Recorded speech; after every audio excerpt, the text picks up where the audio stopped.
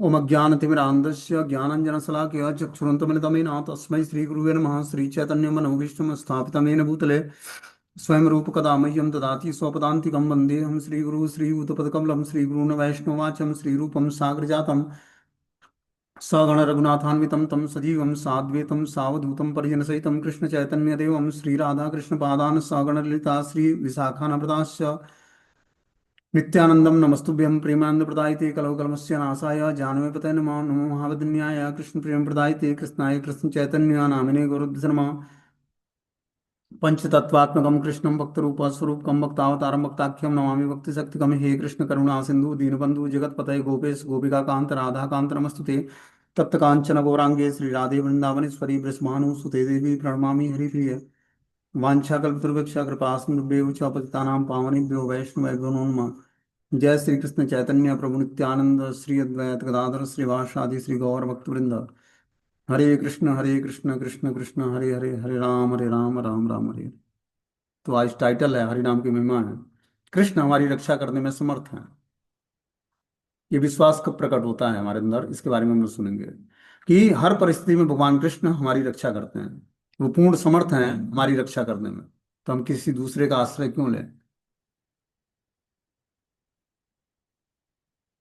बोलते हैं हम प्रायः ही इस तथ्य से अवगत नहीं होते कि हम इस संसार में जिन वस्तुओं के पाने हेतु परिश्रम करते हैं वे सभी हमारे लिए अर्थहीन अर्थात अनर्थ हैं।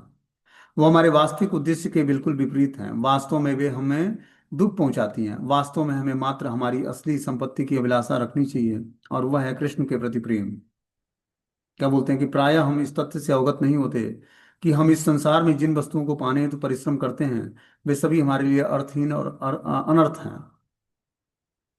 हर व्यक्ति इस भौतिक संसार में अर्थहीन वस्तुओं के प्रति लगा हुआ है पाने के लिए, जो हमारे अनर्थ के रूप में है। वो हमारे वास्तविक उद्देश्य से बिल्कुल विपरीत है। वास्तविक उद्देश्य क्या है जीवन का? भगवान की भक्ति को प्राप्त कर लेना, भगवान की प्रेममयी सेवा को प्राप्त कर लेना। लेकिन हम लोग अर्थहीन वस्तुओं के को प्राप्त करने में अपना पूरा समय और पूरा परिश्रम लगा देते हैं। वास्तव में हमें दुख पहुंचाती हैं। वास्तव में हमें मात्र हमारी असली संपत्ति की अभिलाषा रखनी चाहिए और वह है कृष्ण के प्रति प्रेम जागृत करना। वास्तविक संपत्ति क्या है? भगवान के प्रति प्रेम जागृत कर लेना। श्रीमद् भागवतम के आरंभिक अध्यायों में कृष्ण को परम नियंता, सत्य, निरपेक्ष, सत्य, सभी अवतारों के स्रोत, भव्य और सर्व शक्तिमान के रूप में वर्णित किया गया है। कि श्रीमद् भागवतम में भगवान का जो स्वरूप है उसका वर्णन हुआ है कि भगवान परम सत्य हैं, निरपेक्ष सत्य हैं, सभी अवतारों के स्रोत हैं, भव्य हैं, सर्वशक्तिमान के रूप में वर्णित है कि भगवान सर्वशक्तिमान है। किंतु हम उनसे व्यक्तिगत रूप से प्रथम बार भागवतम के 7वें अध्याय में मिलते हैं, जब अश्वत्थामा द्रौपदी के 5 पुत्रों के सिर काट देता है और अर्जुन उस हत्यारों को पकड़ने की प्रतिज्ञा करते हैं। अर्जुन अपना गांडीव धनुष धारण किए अश्वत्थामा का पीछा कर रहे हैं। श्री कृष्ण परम सत्य और सभी पुरुष अवतारों के स्रोत हैं, सारथी के रूप में रथ चला रहे हैं, अपने भक्त की सेवा कर रहे हैं। तो हम देखते हैं कि जो है श्रीमद् भागवतम के प्रथम स्कंद के 7वें अध्याय में हम कृष्ण का प्रेजेंस देख पाते हैं कि किस तरह जो है भगवान अश्वत्थामा के अश्वत्थामा जब द्रौपदी द्रौपदी के 5 पुत्रों का सिर काट देता है तो अर्जुन उस हत्यारे को पकड़ने की प्रतिज्ञा करते हैं कि मैं उस हत्यारे का वध करूंगा जिसने हमारे सोते हुए पुत्रों का वध कर दिया है। अर्जुन अपना गांडीव धनुष धारण किया अश्वत्थामा का पीछा कर रहे होते हैं। बता रहे कि श्री कृष्ण परम सत्य और सभी पुरुष अवतारों के स्रोत हैं, सारथी के रूप में रथ चला रहे हैं और अपने भक्त की सेवा कर रहे हैं। भगवान रथ के सारथी बने हुए हैं। जब अश्वत्थामा स्वयं को बचाने हेतु ब्रह्मास्त्र छोड़ता है तो अर्जुन श्री कृष्ण की शरण ग्रहण करते हैं। वे कहते हैं कि हे भगवान कृष्ण, आप सर्वशक्तिमान परमेश्वर हैं, आपकी विविध शक्तियों की कोई सीमा नहीं है, अतएव एकमात्र आप ही हमारे भक्तों के हृदय में अभय उत्पन्न करने में समर्थ हैं। भगवान पूर्ण रूपेण जो है भक्तों के को अभय प्रदान करते हैं, क्योंकि भगवान की भक्ति का प्रथम फल ही हमें मिलता है कि अभयम। हम इस भौतिक संसार में हमें डर नहीं लगता है कि हमारा क्या होगा जी, हमारा कोई नहीं है तो क्या होगा, धन नहीं होगा तो क्या होगा, परिवार के सदस्य नहीं होंगे तो क्या होगा, पत्नी नहीं है तो क्या होगा, बच्चे नहीं होंगे तो क्या होगा, फ्लैट नहीं होगा तो क्या होगा। ये डर सताता है। बोलते अतः एकमात्र आप ही अपने भक्तों के हृदय में अभय उत्पन्न करने में समर्थ हैं। भौतिक कष्टों की ज्वालाओं में फंसे सारे लोग आप में ही मोक्ष का मार्ग पा सकते हैं। जो भौतिक कष्टों की ज्वाला में फंसे लोग हैं, वो मोक्ष का मार्ग भगवान की कृपा से ही प्राप्त कर सकते हैं। अर्जुन ने कृष्ण के बारे में दो बातें कही। सर्वप्रथम वो कहते हैं कि श्री कृष्ण के पास असीम शक्ति है। महाविष्णु के रूप में ब्रह्मांडों के उद्गम वही हैं, किंतु इस ज्ञान से श्री कृष्ण की शक्ति की सीमा का अनुमान नहीं लगाया जा सकता कि भगवान महाविष्णु के रूप में समस्त ब्रह्मांडों के उद्गम वही हैं, कृष्ण ही हैं। किंतु श्री कृष्ण की शक्तियों की सीमा का अनुमान इस बात से नहीं लगाया जा सकता है। कृष्ण की शक्ति का कोई अंत नहीं है, और इसीलिए उनको इनफाइनाइट शक्तियां प्राप्त है। भगवान सबसे बलिष्ठ हैं। भगवान भगवान के पास छह ऐश्वर्य है, जिसके कारण वो भगवान जाने जाते हैं। अर्जुन यह भी कहते हैं कि कृष्ण अपने भक्तों की भय से रक्षा करते हैं। अतएव एकमात्र श्री कृष्ण की ही हमारी रक्षा कर सकते हैं, और वे ही हमारे सच्चे और परम आश्रय हैं। तो ये कब हमें पता लगेगा कि मात्र कृष्ण ही हमारे अवश्य रक्षिबो कृष्ण, कि अवश्य कृष्ण हमारी रक्षा करेंगे। इस बात पर परम आश्रय हमारा किस तरह दृढ़ होगा, और हम किस तरह इस बात को सच्चा मानेंगे कि हमारा कृष्ण हर परिस्थिति में हमारी रक्षा करेंगे। बोलते हैं हम इन शब्दों पर कैसे विश्वास करेंगे कि कृष्ण बुरे से बुरे समय में भी हमारे संरक्षण संरक्षण करते हैं। हम कैसे उन पर भरोसा कर सकेंगे। कृष्ण के संरक्षण की वास्तविकता को स्वीकार करना ही शरणागति है। शरणागति व्यक्ति तभी लेता है जब वो उसको पता होता है कि ये सामने वाला हमारी रक्षा करेगा। ठीक है ना। जैसे ऑफिस कार्यालय में जो काम करते हैं, ऑफिसों में कार्यालय में, तो बहुत ही जल्दी वो बॉस के आश्रय ले लेते हैं कि यही हमारा पालन पोषण करने वाला है, भरतार है हमारा, भरण पोषण करने वाला है। ये नहीं रहेगा तो हमारा जीविका कैसे चलेगा, जीवन कैसे चलेगा, परिवार का पालन पोषण कैसे होगा। तो ऐसा व्यक्ति आश्रय किसका लिया? जो उसको धन दे रहा है। लेकिन जब वो पूर्ण पुरुषोत्तम भगवान का आश्रय लेता है, पूर्ण रूपेण संतुष्ट हो जाता है। इसीलिए आश्रय भगवान का, हर परिस्थिति में हम कृष्ण का प्रेजेंस देख पाए अपने जीवन में, हर घटनाओं में, हर एक एक्टिविटी में, तब हमारा जीवन, भक्ति में जीवन सफल माना जाएगा। सुख के दिनों में हमें लगता है कि जो है हमने किया है, हमारे कर्म है जिससे हमें सुख मिल रहा है। और जब दुख आते हैं तो हम भगवान पर थोप देते हैं कि भगवान ने ऐसा कर दिया हमारे साथ। जबकि भगवान के हमारे कर्मों के सुख दुख के खाते से कुछ लेना देना नहीं है। वो तो नाम क्या करता है, भगवान का एक एक नाम जो है हमारे सुख और दुख के दोनों खातों को निरस्त कर देता है। और क्या क्या देता है? भक्ति में स्वीकृति प्रदान करता है, जिससे हम आनंदाम बुद्धिवर्धनम प्रतिपदम पूर्णामृत आस्वादनम सर्वात्मनम परम विजेते श्री कृष्ण संकीर्तनम। श्री कृष्ण संकीर्तनम जब होने लगता है तो क्या होता है? समस्त पाप राशि नष्ट हो जाती है, और आनंदाम बुद्धिवर्धनम स्थिति प्राप्त होती है। आनंद और बुद्धि का वर्धन होने लगता है। आनंद, हर व्यक्ति आनंद की तलाश में है। वो अलग अलग चीजों में आनंद खोजता है। विवाह हो जाता है तो उसको लगता है कि विवाह नहीं हुआ होता तो उसको लगता है विवाह में आनंद है। विवाह भी हो गया, अब बच्चे जन्मने में आनंद है तो बच्चा का जन्म भी हो जाता है।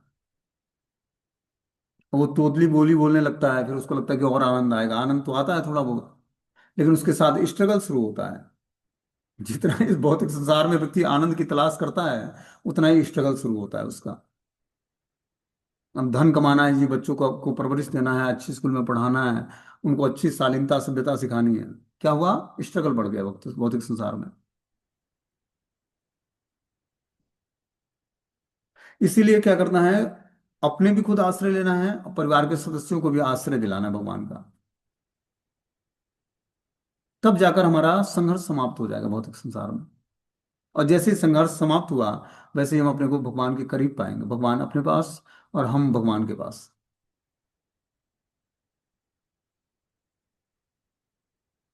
बोलते हैं जब हम समर्पण करते हैं तभी हम अर्जुन के समान दृढ़ विश्वास को पा सकते हैं। अर्जुन को अपने बल, योग्यता, बुद्धि, सौंदर्य, ज्ञान, विद्या, परिवार और संपत्ति पर भरोसा नहीं था। बद्ध जीव की समझ के अनुसार जो कुछ भी उसे शक्ति प्रदान करता है वो उसकी शरण ग्रहण कर लेता है। जो उसको बल, योग्यता, बुद्धि, सौंदर्य, ज्ञान, विद्या, परिवार, संपत्ति, ये सब चीजें प्रदान करता है, व्यक्ति उसी का आश्रय ले लेता है। लेकिन उसको ये नहीं पता है कि अल्टीमेटली स्रोत क्या है इसका, कि ये आखिर जो बल आ रहा है, जो योग्यता आ रही है, बुद्धि आ रहा है, सौंदर्य है, ज्ञान है, विद्या है, परिवार है, संपत्ति है, ये है किसने दिया है? ये तो वही जान सकता है जो भगवत भजन में लगता है। जो भगवत भजन में नहीं लगता ना, उसको भगवान की कृपा का एहसास ही नहीं होता। भगवान कृपा भी कर रहे हैं, भगवान के द्वारा सब कुछ दिया हुआ है, ये कोई उस भगवान तत्व को तो जानता ही नहीं है। उसको लगता है कि मैं जो कर रहा हूँ ये मेरे कर्मों का परिणाम है, जो सुख आ रहा है मेरे कर्मों का परिणाम है जी। दुख आ रहा है, कोई ऐसा व्यक्ति है जो हमें दुख पहुंचा रहा है। कौन है? भगवान। भगवान हमें दुख पहुंचा रहे हैं, जबकि भगवान के आपके दुख और सुख से कुछ लेना देना नहीं है। आपने जो कर्म किया उसका परिणाम भोगना पड़ेगा। इसीलिए भौतिक संसार में बहुत ही सतर्कता पूर्वक भगवान के द्वारा दी हुई योग्यताओं का उपयोग करके और भगवत धाम जाने की तैयारी करनी है। तीव्रता से नाम भजन में लगना है। गुरु के मूड में हमें सेवाएं करनी पड़ेगी, उनसे स्वतंत्र नहीं। हर एक आचार्य का अपना मूड है भक्ति करने का। तो जो हमें आचार्य परंपरा से जो मूड प्राप्त हुआ भक्ति को लेकर, उसी मूड में हमें पूरे जीवन भर उसको मेंटेन करना। वो मेंटेन कैसे होगा? जब हम आश्रय लेंगे। वही यहाँ पर बताया जा रहा है कि उसमें भी आश्रय तत्व था, श्रीमद् भागवतम में भी। इसमें भी आश्रय तत्व ही है कि किस तरह हमारे हृदय में पूर्ण विश्वास होगा कि अवश्य रक्षिबे कृष्णा, कृष्ण अवश्य रक्षा हमारी करेंगे।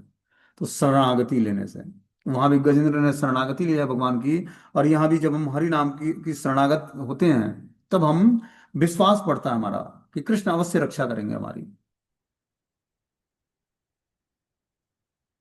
होते हैं, किंतु जहां तक कृष्ण की सेवा की अभिलाषा की बात है, तो हम इन सबका कम मूल्य है। और जहां तक गोलोक वृंदावन धाम प्राप्त करने का प्रश्न है, तो इन सब आश्रयों का कोई मूल्य नहीं है। हमारे पास जो भी भौतिक संपत्ति है वह सभी अपर्याप्त है। भक्तगण गांडीव धनुष धारण किए महान शक्तिशाली योद्धा अर्जुन की भांति इस तथ्य को से भली भांति अवगत हैं। अतः वह दीन भाव से कृष्ण का सहारा लेते हैं। यदि आपने मुझे स्वीकार नहीं किया और मुझ पर कृपा नहीं की तो मेरी क्या गति होगी? मैं आपका हूं, कृपया मेरी रक्षा करें।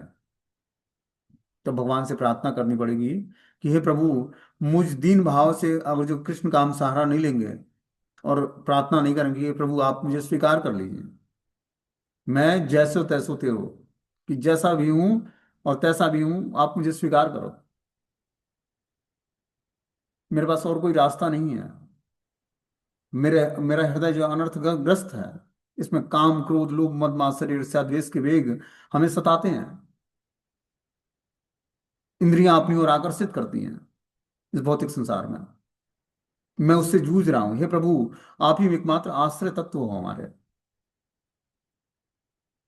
जब तक जीवात्मा भगवान का आश्रय लेने के लिए प्रार्थना नहीं करेगा, तब तक भगवत कृपा होती नहीं है। जब तक माता बच्चे को दूध तभी पिलाती है जब वो रोता है। अब वो छोटा नवजात शिशु है, लेकिन जब रोता है तब माता उसको दूध पिलाती है। उसी तरह हम भगवान के नवजात शिशु हैं, क्योंकि अनर्थग्रस्त हृदय है। यो यूं ही अनर्थों से निवृत्ति नहीं होती है कि कोई व्यक्ति वैराग्य लेकर और जीवन जंगल चला गया, उससे अनर्थ नष्ट नहीं होंगे। अनर्थ बहुत लंबे समय तक व्यक्ति को परेशान करते हैं, क्योंकि अनेकों जन्मों के संस्कार हैं वो। पशुवत बुद्धि नष्ट नहीं होती है।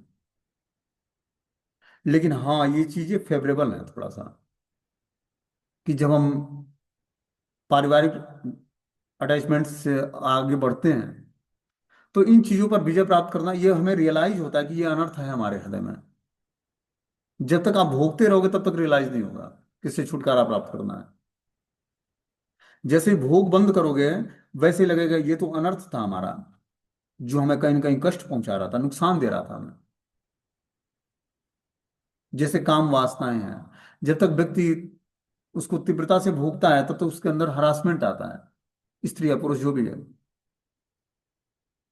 लेकिन जब उस काम वासनाओं को तृप्त करना छोड़ देता है, तो धीरे धीरे उसको लगता है कि क्या है कि वासनाओं पर जब वो विजय प्राप्त करने लगता है, तब उसको लगता है कि ये बहुत ही हमारे लिए भक्तिमय जीवन के लिए कंफर्टेबल वातावरण क्रिएट करने वाला है। तो ये कब विश्वास पैदा होगा? जब हम भोग से ऊपर उठेंगे, भक्ति को स्वीकार करेंगे। भोगे रोग भवा, भोग रोग का प्रतीक होता है। भोग से रोग होता है, और भक्ति से भगवान भगवत प्राप्ति होती है। तो स्वतंत्रता भगवान ने हमें दे रखा है कि हमें भोग चाहिए या भक्ति चाहिए। भोग और भक्ति में थोड़ा ही अंतर है। भोग की इच्छाएं ही शुद्ध करके भक्ति में भक्ति हो जाती है। भक्ति कुछ अलग तत्व नहीं है। भोग की इच्छाओं को शुद्ध करना ही भक्ति है।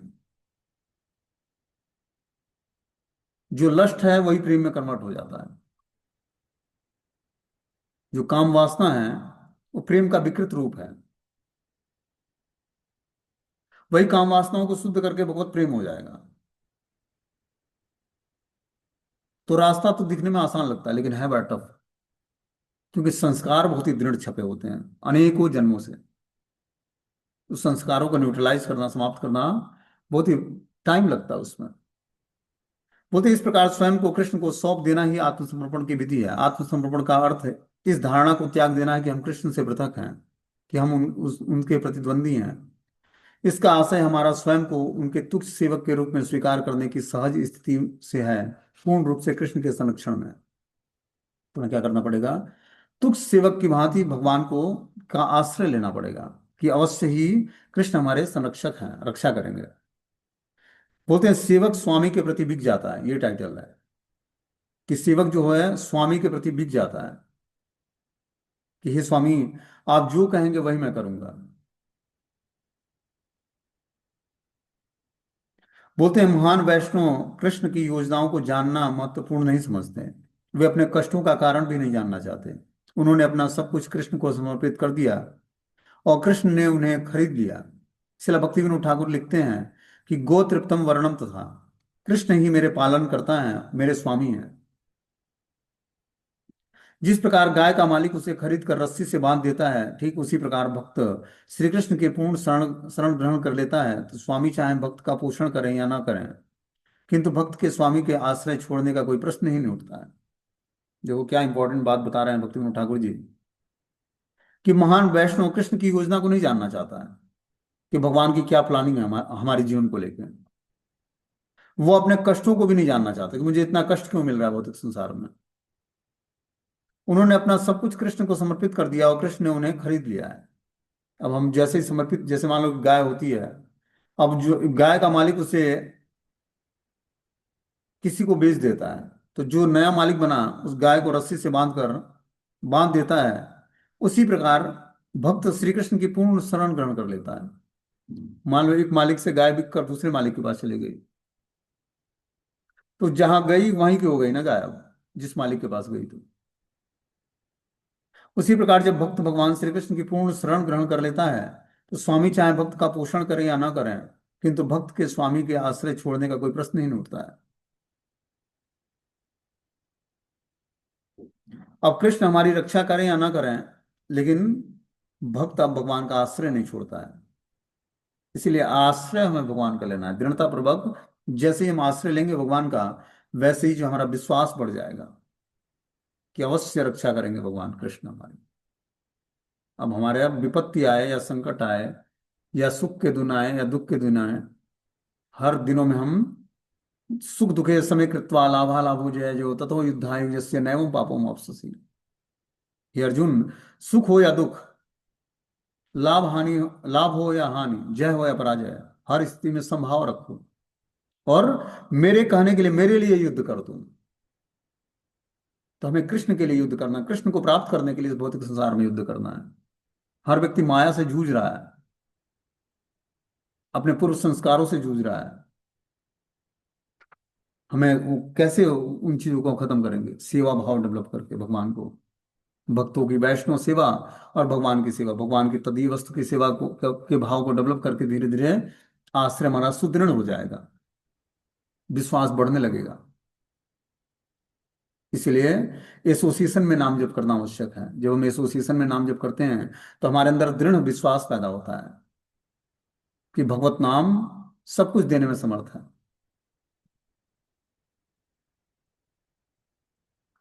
और भगवत नाम का जप करने के लिए काल और परिस्थिति का विचार नहीं करना पड़ेगा कि कौन सा समय है, कौन सा काल है, कौन सा मुहूर्त है, ऐसा कुछ नहीं। जब टाइम मिले शुरू हो जाओ। एक भी शुद्ध नाम निकल गया भगवान का मुख से तो समस्त जो है कलुषिता नष्ट हो जाएगी। बोलते हैं श्री कृष्ण को हमारी पूर्ण रूप से देखभाल करने देने का परिणाम यह होता है कि हम कृष्ण के प्रति अपने संबंध की दिव्य भावना से ओतप्रोत हो जाते हैं। जैसे ही हम पूर्ण रूपेण भगवान को अपना टेक केयर मतलब अपना इंचार्ज बना लेंगे कि हे प्रभु आप ही हमारे जीवन के कर्ता भरता धरता हो जो भी हो। इस प्रकार अपने संबंध की दिव्य भावना से ओतप्रोत हो जाएंगे हम। जैसे ही भगवान के शरणागत होंगे वैसे ही दिव्य भावना हमारे अंदर जागृत होगी कृष्ण के प्रति। यदि हम कृष्ण से संबंधित हैं तो विश्वम पूर्ण सुखाए थे, हम प्रसन्न हो जाएंगे, विश्व पूरा सुखी लगेगा। जरा कल्पना कीजिए सदैव सबसे अद्भुत व्यक्ति के साथ रहना, केवल उनकी प्रसन्नता है तो कुछ भी करना, और हमेशा स्वयं को उनके द्वारा पालित और रक्षित समझना। शरणागत भक्त कदापि चिंतित नहीं होता क्योंकि वह सदैव श्री कृष्ण की छत्र छाया में सुरक्षित अनुभव करता है। तो हमें भगवान की शरण ग्रहण करनी है, तब हम वास्तविक प्रसन्नता को प्राप्त कर पाएंगे और अपना कि हे प्रभु आप ही हमारे पालक और रक्षक हैं।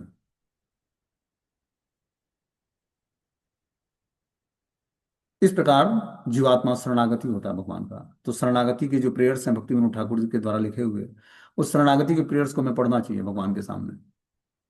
बहुत ही अच्छा उन्होंने शरणागति के बहुत सारे प्रेयर्स लिखे हैं भक्ति विनोद ठाकुर जी ने।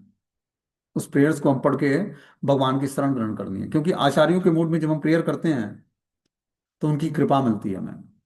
उनकी कृपा से ही हम भगवान को समर्पित हो पाएंगे। तीसरा पॉइंट है इसमें भय। बोलते हैं श्रीमद् भागवतम में हमें विश्वास दिलाता है कि कृष्ण भक्त वत्सल हैं, अपने भक्तों के प्रति स्नेहपूर्ण हैं। हमें स्वयं को कृष्ण को भक्ति पूर्वक समर्पित करने से क्या क्या रोकता है? हम इस संसार के से लाभ मिलने की आशा रखते हैं। अधिक बारीकी से देखा जाए तो हमें किस बात का भय है? हम आत्मसमर्पण करने से घबराते हैं क्योंकि हमें संदेह है कि कृष्ण एक व्यक्ति हैं, और विशेषतः एक ऐसे व्यक्ति जो अपने भक्तों से प्रेम करते हैं। यदि दूसरे शब्दों में कहा जाए तो हम नास्तिक प्रवृत्ति से पीड़ित हैं। तो हम लोग पूर्ण रूपेण शरणागत नहीं होते हैं। क्यों? क्योंकि हमें लगता है कि आत्मसमर्पण करने से व्यक्ति घबराता है और संदेह होता है कि कृष्ण एक व्यक्ति हैं जो हमारे, विशेषकर एक ऐसे व्यक्ति जो अपने भक्तों से प्रेम करते हैं। इस बात पर इतना जल्दी विश्वास नहीं होता है। इसीलिए पूर्ण शरणागति नहीं है भगवान पर। हमें अपने बल पर शक्ति पर भरोसा होता है। लेकिन जब कृष्ण की कृपा होती है तब पूर्ण विश्वास जागृत होता है। बिना कृष्ण की कृपा के पूर्ण विश्वास हृदय में जागृत नहीं होगा भगवान के प्रति। और जब तक पूर्ण विश्वास नहीं होगा तब तक हम पूर्ण रूपेण कृष्ण की शरण ग्रहण नहीं करेंगे और भगवान का आदान प्रदान नहीं होगा। जितनी मात्रा में शरणागति उतनी मात्रा में भगवान से रिसिप्रोकेशन आदान प्रदान होगा। बोलते हैं कि हम आत्मसमर्पण करने से घबराते हैं क्योंकि हमें संदेह है कि कृष्ण एक व्यक्ति हैं, और विशेषकर एक ऐसे व्यक्ति जो अपने भक्तों से प्रेम करते हैं। यदि दूसरे शब्दों में कहा जाए तो हम नास्तिक प्रवृत्ति से पीड़ित हैं। पूर्ण रूपेण अभी हम भगवान की भक्ति को या भगवान को तत्व से नहीं जाना। अभी नास्तिकतावाद का कुछ लक्षण है अपने अंदर। नास्तिक मतलब भगवान पर पूर्ण विश्वास न होना, उनकी कृपा पर पूर्ण आश्रित न होना, पूर्ण विश्वास न होना। ये नास्तिकतावाद के लक्षण है।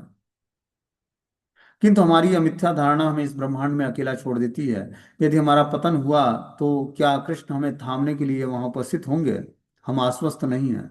संदेह के लिए सर्वोत्तम औषधि है शास्त्रों में पूर्ण श्रद्धा। जहाँ कृष्ण स्वयं को हमारे बीच प्रदान करने वाले पिता हैं के रूप में घोषित करते हैं।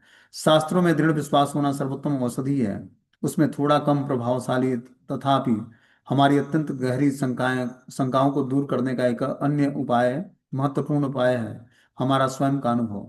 यह अनुभव करने हेतु हमें ध्यानपूर्वक कृष्ण कथा का श्रवण करना चाहिए। जैसे जैसे हम कृष्ण कथा का श्रवण करते हैं वैसे वैसे हमारा जो है जप प्रभावशाली होती है और हमारी शंकाएं नष्ट होती हैं, हमारा इग्नोरेंस दूर होता है।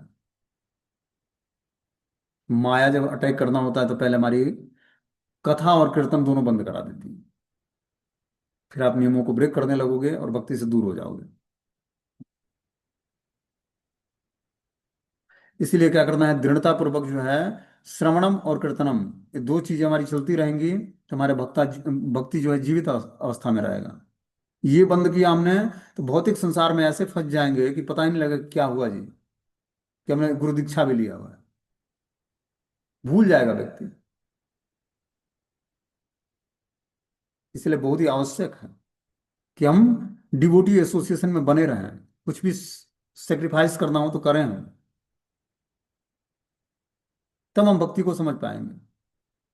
यानी कि दीक्षा हो गई अब आराम से चलो अब कोई कोई बात नहीं, अब माला हो रही है, मैकेनिकली चल रही है माला सुबह से शाम तक, हो गया, काम खत्म हो गया, दीक्षा हो गई। कहाँ से दीक्षित हो भाई? तो बड़े संस्थान का नाम बताते हैं।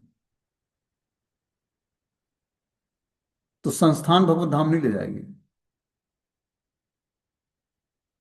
आपका शास्त्रों में कितना पकड़ है, शास्त्रों की बातों में विश्वास कितना है, कृष्ण में कितना विश्वास है, गुरु में कितना विश्वास है, ये आपको ले जाएगा।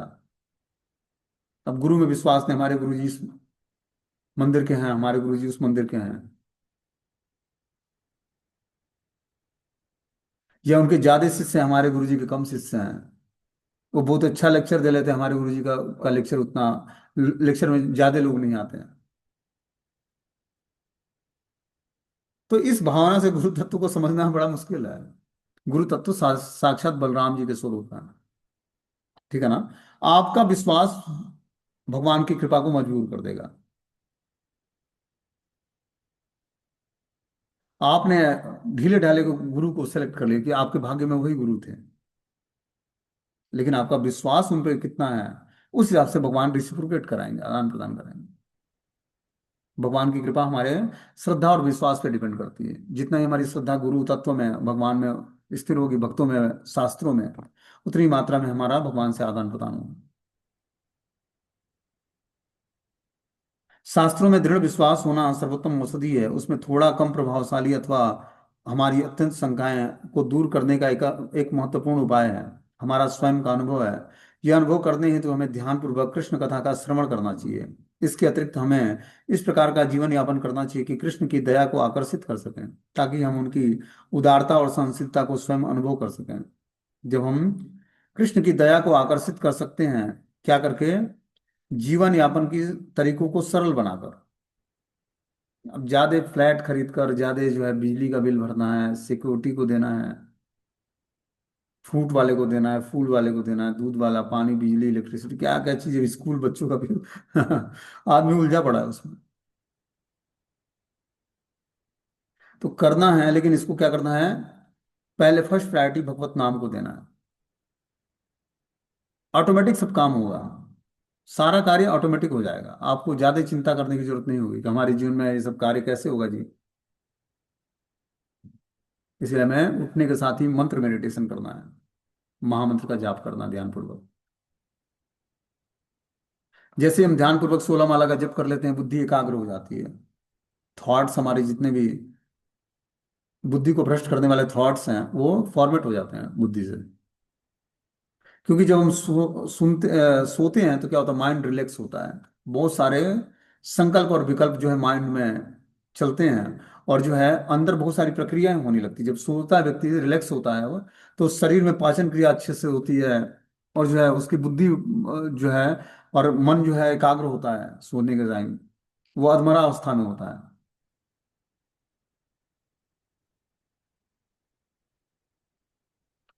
लेकिन आध्यात्मिक चेतना अगर जो जागृत है, तो मान लो कि आप डरावने सपने देख लिए, तो आपको कृष्ण याद आ जाएंगे, क्योंकि आपकी चेतना जागृत अवस्था में है, आध्यात्मिक चेतना जागृत हो गई है। और यही करना है। अंत काल में जब हमारी चेतना जागृत अवस्था में रहेगी, तो चेतना हमें कृष्ण का स्मरण, अपने प्रयास से नहीं, वो आध्यात्मिक चेतना हमें कृष्ण की याद दिलाएगी जी।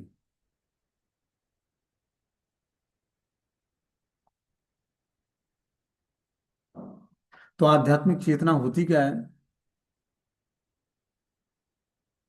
आत्मा और परमात्मा की कनेक्टिविटी को ही आध्यात्मिक चेतना बोलते हैं। जितनी मात्रा में परमात्मा से आत्मा की कनेक्टिविटी अच्छी होगी, उतनी मात्रा में हमारा आध्यात्मिक चेतना मतलब विकसित हो गया है। परमात्मा की ये बातों को एज इट इज हम स्वीकार करके उस हिसाब से कार्य करने लगते हैं। एक हमने बताया कि दो मेथड है, मन बुद्धि इंद्रियों को भगवान की सेवा में लगाकर मन बुद्धि को एकाग्र करके और आत्मा को पवित्र करना।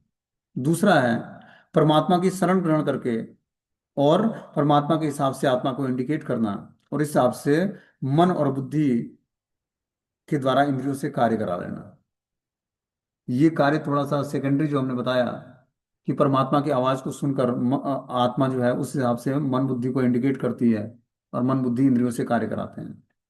ये मेथड थोड़ा सा टफ है।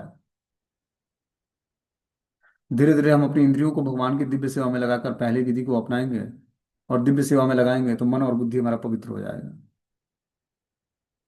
और मन बुद्धि के पवित्र होने से आत्मा का वास्तविक स्वरूप है कि हम कृष्ण के नित्य दास हैं। फिर हम परमात्मा की दासता स्वीकार करेंगे, उनकी बातों को मानना शुरू करेंगे। बोलते हैं तथापि कृष्ण हमें हमारे समर्पण के अनुपात में संरक्षण प्रदान करते हैं। और यदि हमें पूर्ण संरक्षण चाहिए तो हमें समर्पण भी पूरी तरह से करना होगा। जब द्रौपदी कुरुओं की सभा में निर्वस्त्र हो रही थी तो अंततः उसने उन्होंने पूर्ण निर्भरता के साथ कृष्ण को पुकारा, हे गोविंद। तब कृष्ण ने कहा कि उसकी इस पुकार को मुझे उसकी उसका ऋणी बना दिया, और वह ऋण भार मेरे हृदय में क्रमशः बढ़ता जा रहा था। यदि हम मात्र एक बार पूर्ण पूर्ण निष्ठा के साथ कृष्ण को पुकारेंगे तो हे कृष्ण, कृपया मुझे स्वीकार कीजिए, कृपया मुझे अपने सेवा प्रदान कीजिए, मैं आपका हूँ। तो कृष्ण हमें कभी भी नहीं भूलेंगे और हमें कभी भी स्वयं से दूर नहीं करेंगे। बस मात्र हम एक बार कृष्ण को बोले, हे प्रभु आप, हम, मैं आपका हूँ, तो भगवान उस पुकार को सुनकर ऋणी हो जाते हैं।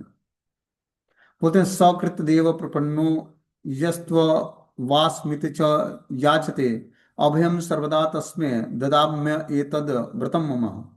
मेरा यह मेरा व्रत है कि यदि कोई यह कहकर मुझे कहे, यह कहकर कि हे प्रभु आज से मैं आपका हूँ, एक बार भी शरणागत होता है और साहस के लिए मुझसे प्रार्थना करता है, तो मैं उस व्यक्ति का तुरंत साहस प्रदान करता हूँ और वह उस समय से सदैव सुरक्षित रहता है। ये रामायण युद्ध कांड का श्लोक है। भगवान श्री राम ने बोला कि भगवान श्री राम को बोला युद्ध क्षेत्र में कि मान लीजिए प्रभु, और जो अंत में रावण आकर आपके शरणागत हो जाता है और आप अयोध्या लंका का राजा जो है विभीषण को बना रहे हो, और पता लगा कि जो है रावण आके शरणागत हो गया, शेल्टर ले लिया आपका, तो उसको क्या दोगे आप? भगवान ने बोला कि मैं अयोध्या का राज्य दे दूंगा, लेकिन वो शरण नहीं लेगा हमारा। मतलब पूरा अयोध्या मैं उसको दे दूंगा, और जो लंका मैंने विभीषण को दे दिया, और रावण शरणागत हो जाता है जीवन के अंत में, तो मैं अपनी अयोध्या नगरी उनको दे दूंगा कि तुम इस पे राज्य करो। ऐसे हैं कृष्ण राम। जो व्यक्ति एक बार भी व्रत ले लेता कि यदि कोई यह कह दे कि हे प्रभु आज से मैं आपका हूं, तो एक बार भी शरणागत हो जाता है और साहस के लिए मुझसे प्रार्थना करते हैं, हे प्रभु आप मुझे हिम्मत प्रदान करें, उस व्यक्ति को तुरंत मैं साहस प्रदान करता हूँ और सदैव उसको सुरक्षा देता हूँ। बोलते हैं कि शरणागत भक्त कुंती देवी के बारे में हम लोग सुनेंगे कि भगवान श्री कृष्ण के प्रति अनन्य भक्ति के कारण कुंती को यहाँ पर सती कहा गया है। भगवान का सच्चा भक्त कभी अन्य किसी से, यहाँ तक कि संकट से उद्धार के लिए भी किसी जीव या देवता के से दया की भीख नहीं मांगता है। यदि विशेषतया लगातार सारे पांडव कुल में बनी रही, वे कृष्ण के अतिरिक्त किसी को नहीं जानते थे। अतः भगवान भी सभी परिस्थितियों में उनकी हर प्रकार से सहायता करने के लिए उदत रहते हैं। यह भगवान का दिव्य स्वभाव है। वे भक्त की निर्भरता को पुरस्कृत करते हैं। अतः मनुष्य को चाहिए कि अपूर्ण जीवों या देवताओं से सहायता की याचना न करे, अभी तो भगवान कृष्ण से याचना करे, क्योंकि वे अपने भक्तों को बचाने में सक्षम है। सच्चा भक्त भी भगवान से सहायता नहीं मांगता, किंतु भगवान स्वेच्छा से सहायता करने के लिए सदैव उत्सुक रहते हैं।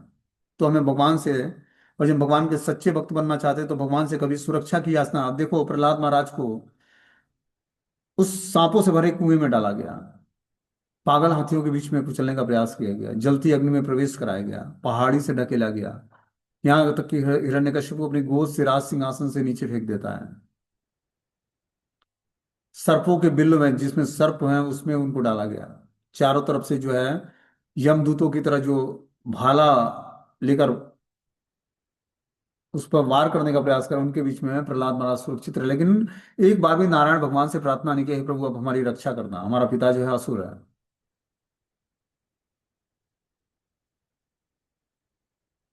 सच्चा भक्त भी भगवान की सहायता नहीं मांगता, किंतु भगवान स्वेच्छा से सहायता करने के लिए सदैव उत्सुक रहते हैं। इस संदर्भ में नारायण भगवान के द्वारा दुर्वासा को कहे गए शब्द उत्साहवर्धन करने वाले हैं और साथ ही साथ शिक्षाप्रद भी हैं। मैं पूर्णतः अपने भक्तों के वश में हूँ, निसंदेह मैं तनिक भी स्वतंत्र नहीं हूँ।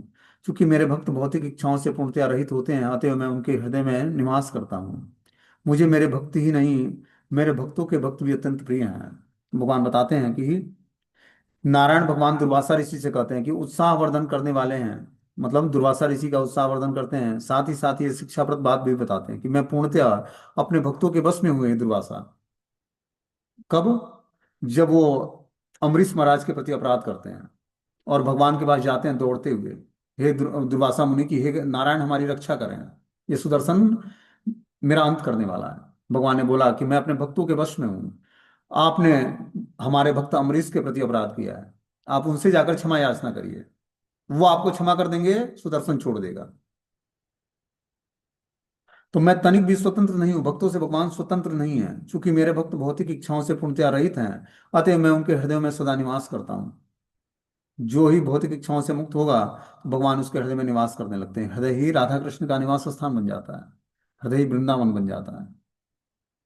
मुझ में मेरे भक्त ही नहीं, मेरे भक्तों के भक्त भी अत्यंत प्रिय हैं। जो भक्तों के भक्त हैं वो भी भगवान को अत्यंत प्रिय होते हैं। इसीलिए हमें दासानुदास, 100 टाइम दास बनना है, क्योंकि जितना ही हम दासानुदास बनेंगे, उतना ही भगवान हमसे जल्दी प्रसन्न होंगे और अपराध कम होगा। ठीक है, हरे कृष्णा। मीटिंग क्लोज हो जाएगा।